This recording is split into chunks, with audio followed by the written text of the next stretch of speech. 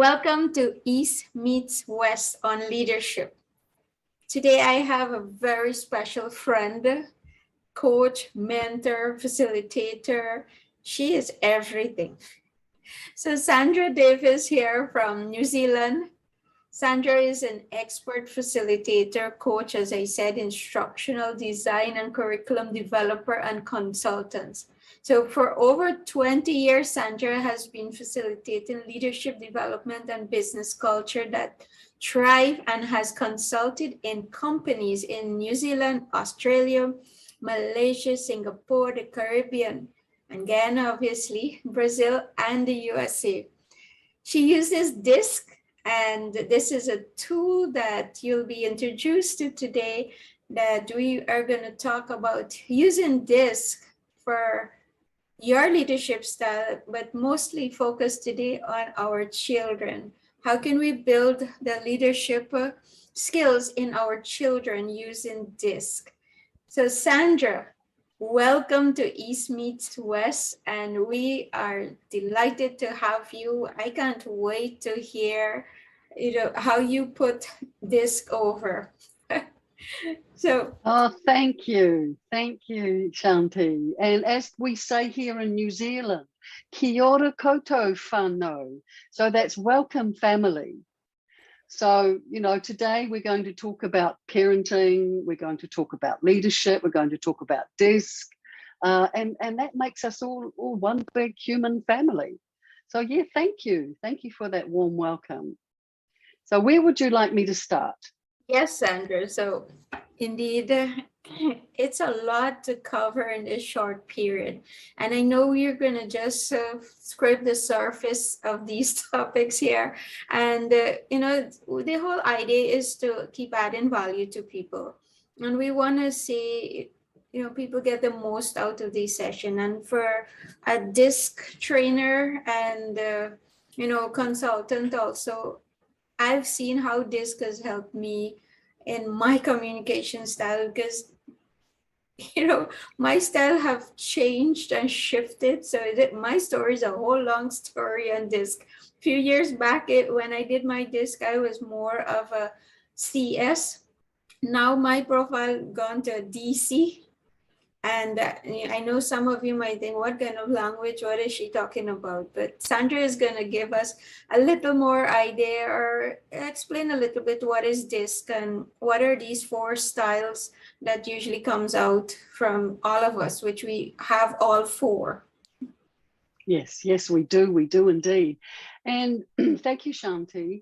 DISC is an acronym, by the way, and it's an acronym that uses the 4 letters of the first 4 letters of the 4 styles. And DISC has been around, since the 1920s. And a guy called William Moulton Marston first created this observable behaviour. It's not psychological, so no one's analysing you per se. And so it's observable behaviour, and it's the needs and emotions and fears that are driving these 4 styles. Now, D stands for dominance, and it's dominance of task, but big picture tasks. So if you're a D, you have a D child, you're very fast paced, you like to focus on not the details, we don't want to worry about those, big picture problems.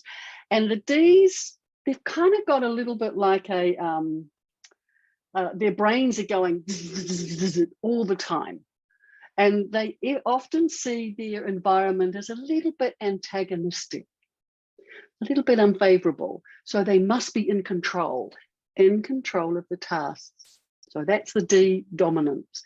Now, I, influence, they're a different style. I believe do you have some I in you, Shanti?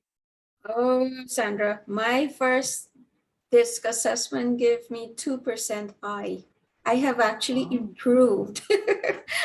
Fabulous. I think it's now maybe 20% or somewhere along that line now. Oh, perfect.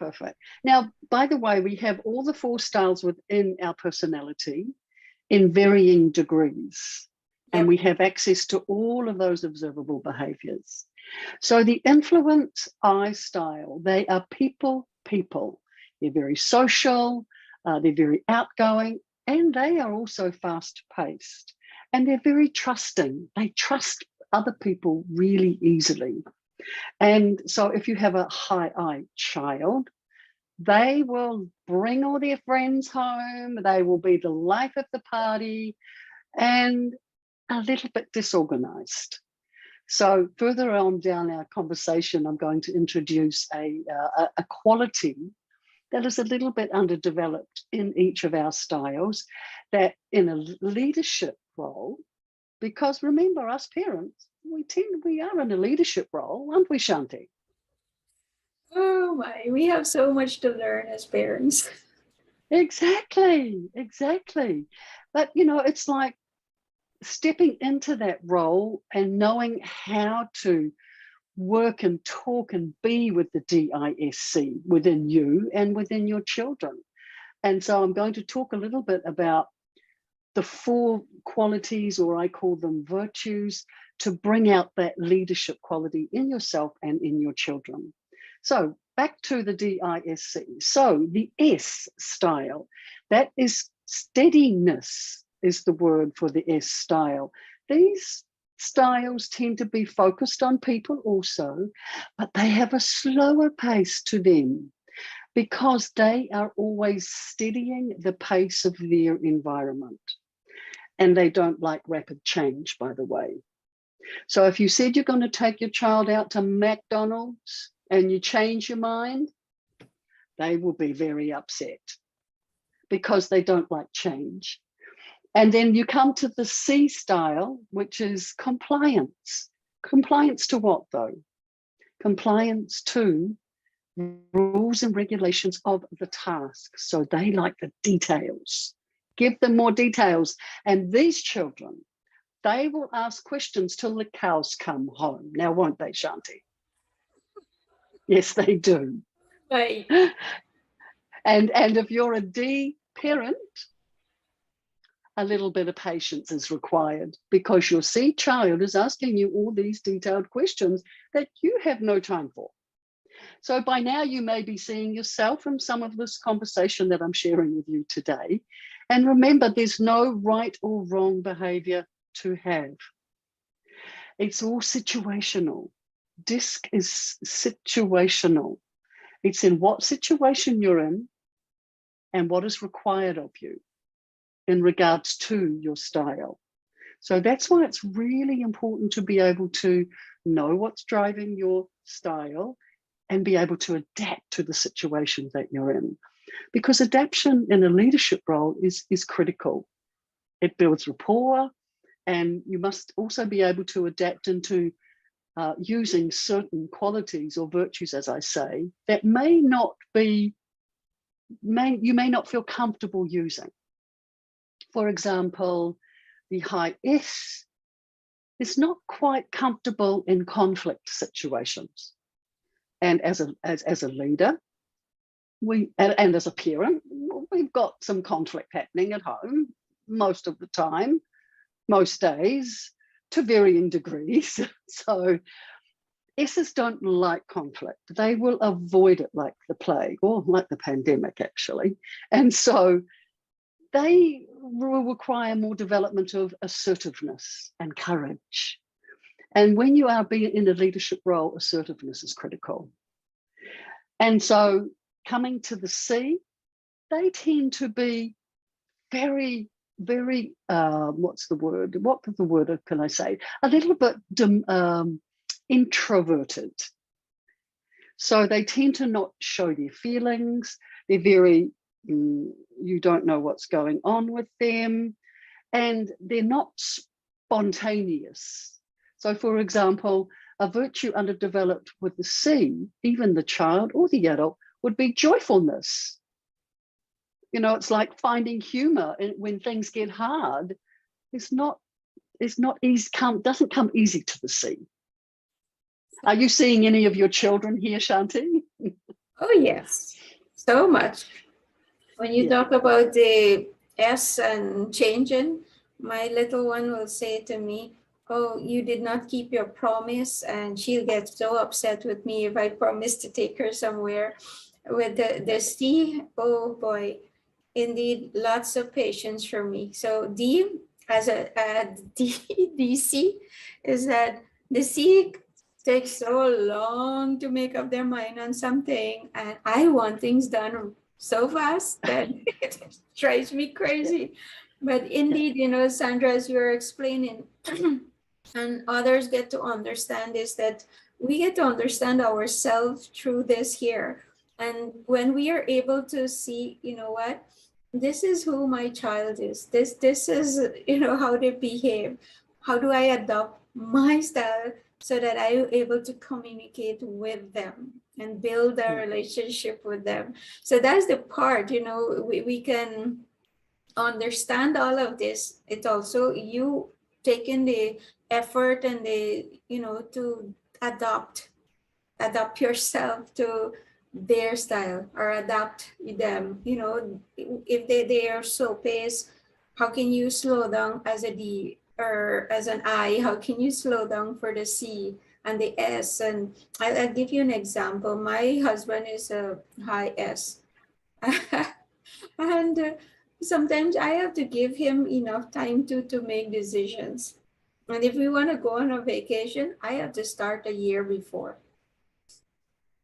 Oh my goodness, you're joking. Yep, Oh my build him goodness. up for that.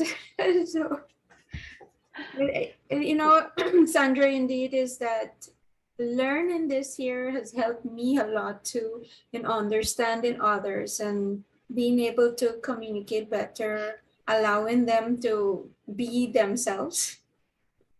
And also, as you said, it not boxing anybody into saying, oh, you're a D, so therefore I have to put up with your directness that might not come across so, you know, nice to an S. Yeah. And also too, you know, I always say to people, Shanti, never use your style as an excuse for behavior.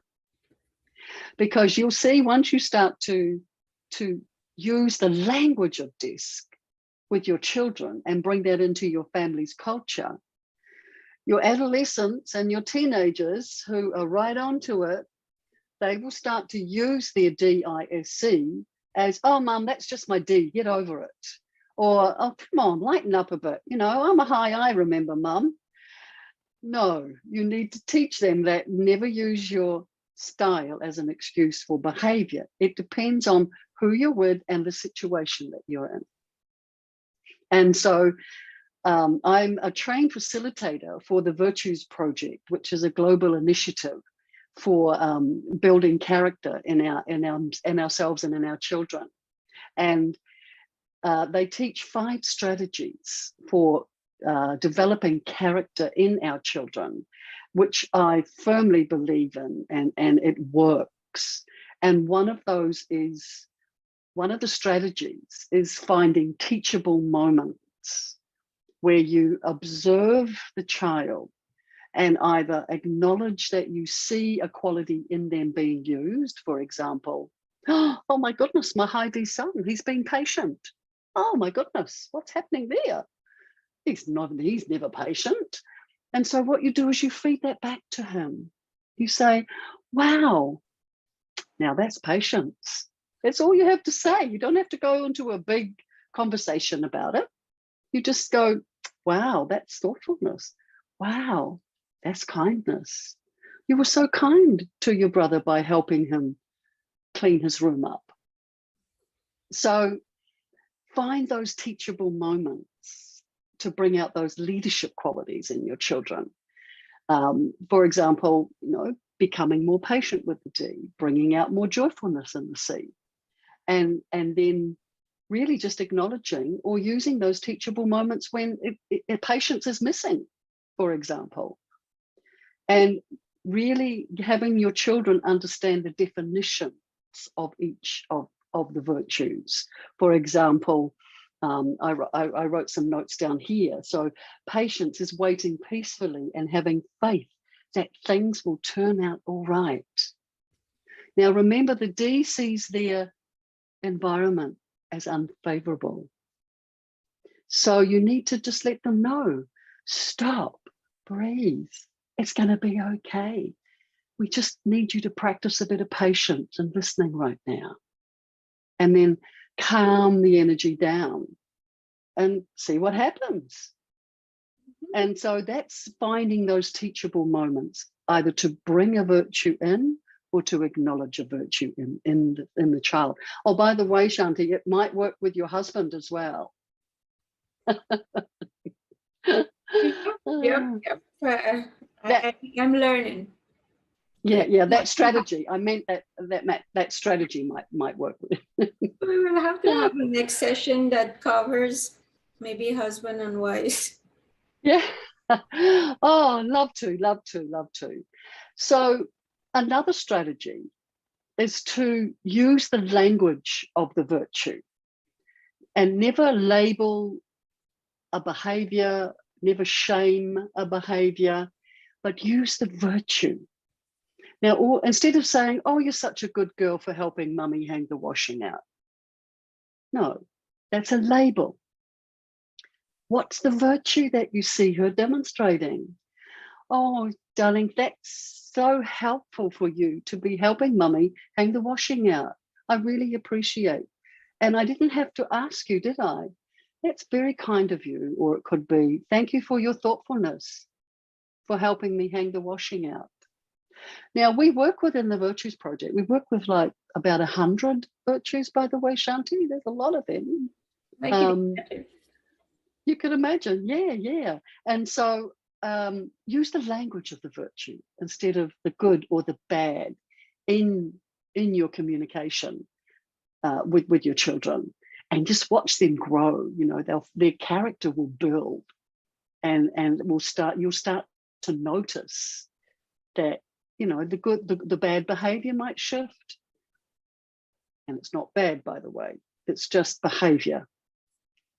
And so another virtue is to just set boundaries with your children. And what do I mean by boundaries, Shanti? Can you give me your explanation of boundaries coming from a coaching perspective? So for me, if I'm to think about our kids and the boundaries I set with maybe television times. Yeah. Or screen time, I should say, because now you have the iPad and you have the phone and you have the TV and you have the laptop, everything. So maybe screen time, set in a boundary. Okay, this is the amount of time you can be on it or be on your phone, or this is the hour that you need to be back in the house if you're going out with your friends. You know, certain areas like that. Yeah. And also make sure these boundaries or ground rules, you might call them, they're non-negotiable. Now, remember us S styles, we don't like conflict. We'll avoid it. So we might negotiate a few of the ground rules, and then all of a sudden our teenagers know, Mum's not going to care about that. We can shift to, can't we, Dad? And so these ground rules you must commit as a family to the ground rules, and you also they must be non-negotiable. And because it's your responsibility as a parent to take on that leadership role. And so to decide kind of which issues might have a little bit of negotiation and which are definitely non-negotiable. Yeah.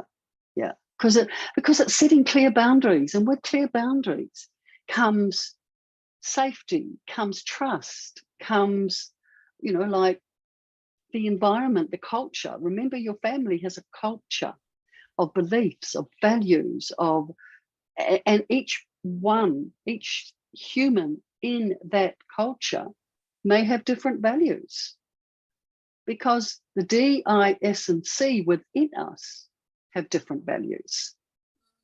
And so without it getting too complex, it's just set clear boundaries as a family, know those ones that can be negotiated and those that can't, that you will not. I try not to use the word can't, Shanti. I always say take the T out of can't and it becomes can. So it's like we will not shift on this particular boundary that we're setting with you. For example, screen time, or being home late on a Saturday night when you've gone out with the boyfriend and the 15-year-old comes home at midnight. Or, like, so set clear boundaries and commit to them.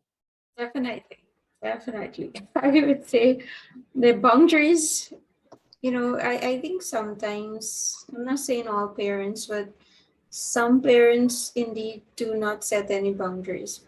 So sometimes my kids will come home and they're like, my second, the teenager, she will say, my friends are going out and they get to stay out so late and have dinner and all of that, and I have to be back home at 6 and before the place gets dark. And I'm saying, no, that is their parents' rule and this is this parent rule. And I'm not gonna hear it. You cannot go if it's beyond those hours. And then there's strict rules, who must be there, and how you must conduct yourself and all of that. But then you will hear comments, but my friends can wear this thing so short, or my friends have something, their clothing very revealing, and I'm saying, no, you cannot leave my house with anything like that. You can't wear those clothes.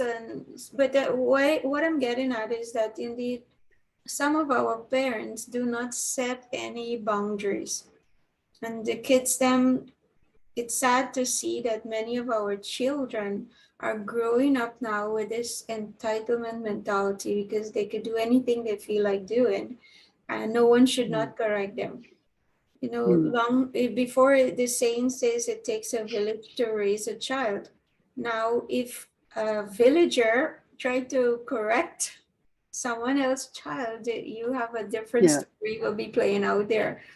But yeah, that's so true. And when you start to bring these virtues into your family's culture and you start to build that character in your children, in your teenagers, for example, you may trust that your teenager will have the self-discipline to be able to keep themselves safe, to be able to not hang out with the wrong crowd. And you trust that they can do that, or they are willing to do that. And then if something happens, you use that as a teachable moment, not to, not to control, not to make wrong, not to make I'm the boss, not to, it's about a human being to a human being, and you are leading this child into developing their character. For all children are born with all the virtues within them. They're kind of like little gifts waiting to grow. And as we as adults, we nurture. It's a little bit like a walnut tree or an acorn tree. They're the little seed, and we're nurturing.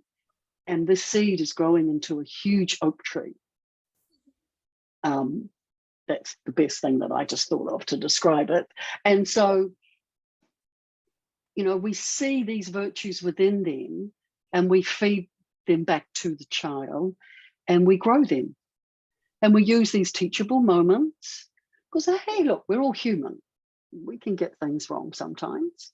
And so we use those teachable moments to grow and bring in a certain quality or virtue that's missing.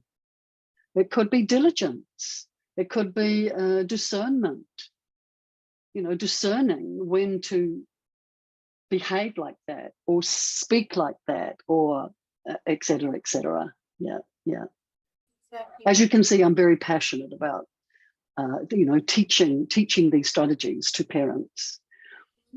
Because you'll find, Shanti, that you probably are using some of them to a varying degree without even knowing about them. Indeed, as parents, and we learn about our children, we see some of them, yes, they like praise, maybe, they want encouragement. the eye is gonna like all of the compliments that you're gonna give them. And so, on the other side, the C is gonna be a C for me. When you talk about making anything funny, my husband will say, you don't laugh at any joke. And then I'm like, but nothing seems funny about what you just said. Yeah, well, that's true. I mean, I do crazy things with my husband and he looks at me and goes, what was that all about? I went, oh, it's just me being funny. Oh, he said, but he's not really engaged with the conversation. But I mean, joyfulness is a little bit, it's a wellspring, it wells up and it springs out. So there'll be times when you are doing something that brings you joy and that will come out within you. And hubby maybe just not around at that time, But it's like, we all want what's best for our children, don't we? We want what is best for our kiddos. And what's best for them has everything to do with what is best in them and bringing that out so that they can shine their light, as I call it. Another virtue that I'd like to speak to today is empathy, because I think really in today's world, empathy is needed and it's critical.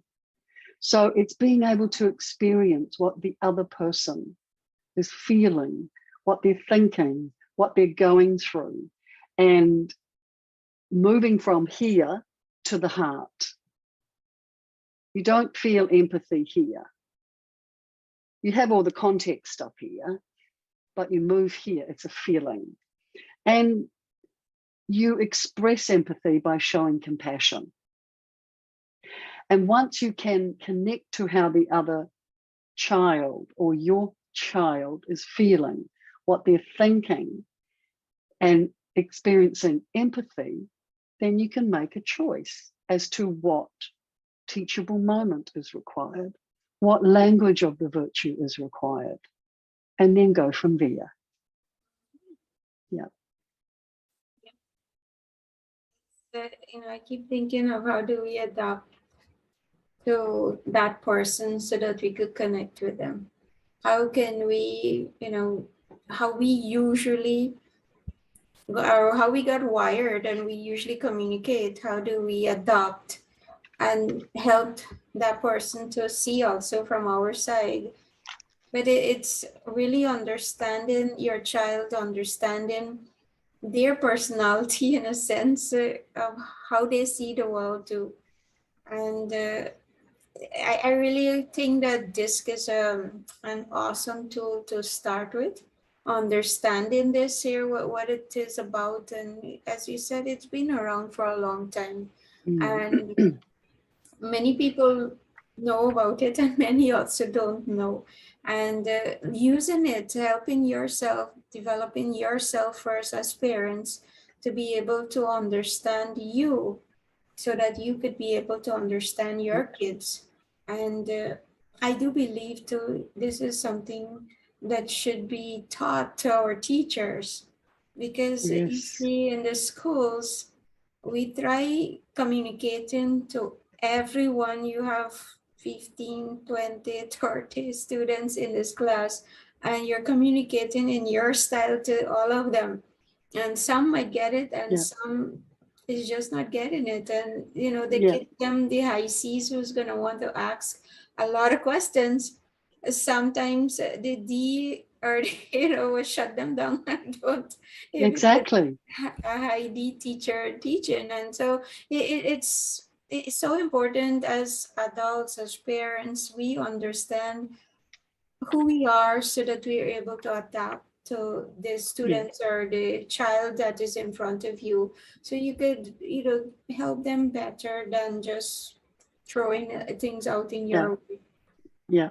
And also, Shanti, there's a lot of children being homeschooled now with the COVID happening. And so once you understand the observable behaviour of your children, you understand your DISC style and their style, that really helps in creating a more an environment that is more understanding of the needs when you have a student as well as a child, and you are the teacher as well as the parent.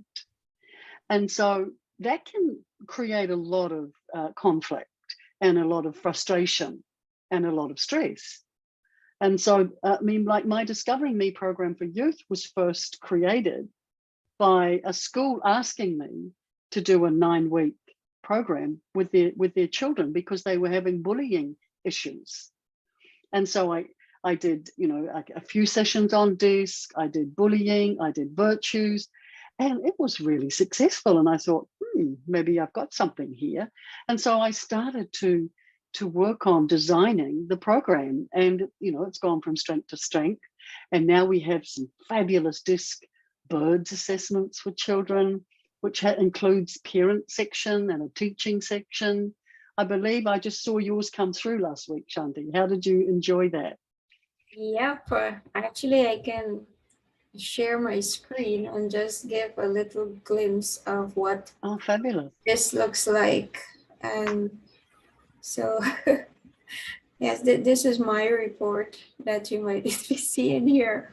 And you want to tell us about these birds? I love the fascinating way of how, you know, you've explained using the birds.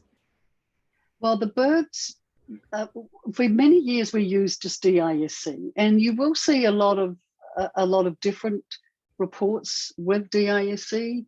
However, a colleague of ours, Merrick Rosenberg, he created these 4 birds, and he even uses it in the corporate world, Shanti, just not with children. And so what it does is it helps you recall the information in regards to the DISC. Because, I mean, how many letters, D letters, are there in the English language? I mean, how are you going to possibly remember D stands for?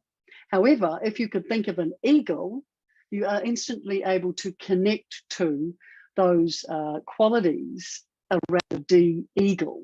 So that's the reason that we've put these birds in, to make it more memorable for you. The I is the parrot, we have the steady dove, and then we have the sea owl. Yeah, so, and the kids and adults love these reports, and they've got a lot of great information in them. Are you going to, yeah, so, I mean, ask Shanti, she will point you in the right direction if you want to get your family, you know, profiled, or your kids, or you and your hubby. Shanti, you'll point you in the right direction. But when together, yeah, when you said before about how do you adapt, well, one of the things that I teach both adults and children, the first thing you have to say to yourself is this word: stop. That is the mantra. That is my mantra. Stop. And then you learn to debate with yourself in your head. Remember, never use your behaviour for an excuse for behaviour. So, high D, high I, SC, stop, and then debate with yourself. Sandra, come on. You don't need to be frightened about this. You just get into your assertiveness. This is about, you know, this is about what? Where's my slides for? I've lost them. Assertiveness is speaking your truth. It's speaking what is just and true for you in that moment. Because when we're fierce about it, when we're becoming assertive and courageous, we see someone picking on our child over in the mall. What do? We run over there and we rescue them. We don't even think about not becoming courageous or assertive. And so you stop and you debate with yourself. The D's go, oh, come on, Shanti. A bit of patience is required here. Stop, breathe. Right. What were you saying, dear? And so you learn to debate with yourself and see what happens. That's a great advice. And indeed, stop, reassess, Stop. check in with Yes. yourself, and then, Yeah. you know, Yeah. and I think that's something that many of us don't do, and we end up in conflicts. So with this, I do believe, more you understand these communications style of the people that you're interacting with, and Mm. this can be taught in sales, it can be taught in so many different areas that we may need to learn how to communicate better with. And Sandra, Mm. I know we have just touched briefly on this care, how our kids can benefit and use this, and as parents too, how we understand our children. But before we close off our session, and I'm sure we're gonna have you again, that we can talk more of how this can be used in other environment and helping us to communicate better with others. And I'm sure you're gonna come back and do that. But before we Yeah. close the session, is there anything else you would like to just bless us with today? Well, there's just one thing that I'd like to leave you with, and because of today's environment, it's important to be able to practice empathy and know when your children or your spouse or yourself is under stress, because each of the DISC styles respond differently to stress. For example, a D under stress will become very argumentative, and an I under stress will become very sarcastic with their communication. And an S under stress will withdraw. And an C under stress, L, will become very headstrong. Like they'll sink their teeth in and they will not budge. And so it's important when you see that happening to know that this person is under some stress right now, and how can I alleviate that? It's not about taking it away from them, because that's their responsibility to do that. But what can I create in the environment that could possibly alleviate that stress for them? Yeah, that's my little, what did you just call it? What did I want to leave with you? That's what I wanted to leave with you. And you have added so much value to all of us here today. And I just love this, and teaching it also, using it in so many ways. Sometimes whilst someone is speaking, I'm observing, okay, what behavior am I noticing? And as you said, the D and the I's are very fast paced, so you might not have time to go give somebody an assessment to determine, oh, is this who am I talking to, so I can adapt my style to them. But by just looking at how they speak, how the D and I's are very fast paced, the C and the S are more slow paced. So you can look how they walk, and a different aspect. And I know that D's and the C's are more task oriented. So Yeah. you can imagine myself being a DC. It's all about work, while the I and the S might be, they're Yeah. about the people. Yeah. And also it's about not treating your children the same, because they have different needs. For example, I have a son who's a D with a S, and I have a high I daughter. And when my daughter used to come home from work, when we all lived together as a family, she'd come upstairs, she'd want to chat about her day, want to share about everything. And then she'd go to a room, still talking to me, by the way. But my son is different. You just need to leave him alone. He will come to you in his own time. You say, oh, how's your day been? Great. And off he goes. And so I just respect that, because that's his style. But some parents tend to go, well, what's wrong with him? What have I done? Or what have I said? Or no, it's nothing to do with that. Well, sometimes it is, obviously. However, you need to not treat your children all the same in regards to behavior. Yeah. I've had a great time sharing. Thank you so much for inviting me to come on. And yeah, anytime. I'm more than happy to come and have a chat. So Sandra, thank you so much. And thank you that you have introduced this on this program here.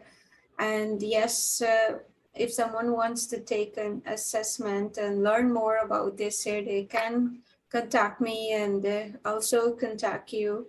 And some links will be shared to below this video so that you can learn a little bit more about this and how you can use this to help you improve your communication with others and build your relationship, everything. Avoid, all the conflicts that you may be having, some of those Ds. Yeah. And also too, Shanti, if people want to read my blog, they're more than welcome to, but we can share that in the link below. Yeah, you will share it in the link so that others can get the benefit of that. So thank you. First, thank you, Sandra, and thank you everyone of you who tuned in and listening. Please share this video for those who your loved ones, those that you might know that have kids and would like to improve their relationship with their children. Share this video, comment, or if there's anything also you would like to add, feel free to comment and share it below. So Sandra, thank you again, and You're welcome. I look forward to having you in another session where East meets West on leadership.